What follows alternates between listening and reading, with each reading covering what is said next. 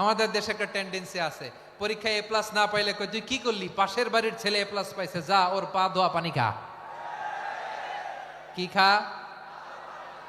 তা আমি ভাবছি যে পা ধোয়া এ প্লাস পাওয়া ছেলেদের পা ধোয়া পানির একটা পানির ব্র্যান্ড বানাইতে হবে, এরকম লেখা থাকবে এ প্লাস পাওয়া ছেলেদের পা ধোয়া পানি। খাওয়া নাই, এগুলার খাওয়া নাই। ওরে আল্লাহ এ প্লাস পাওয়ার জন্য বানাইছে, আর আপনার ছেলেকে এই এ প্লাস গুলারে নিয়ন্ত্রণ করার জন্য আল্লাহ বানাইছে। ওকে দিয়ে আল্লাহ কি করবে আপনি জানেনই না। একটা এ প্লাস, একটা এ গ্রেড একটা মানুষের জীবনকে ঠিক করে দিতে পারে না।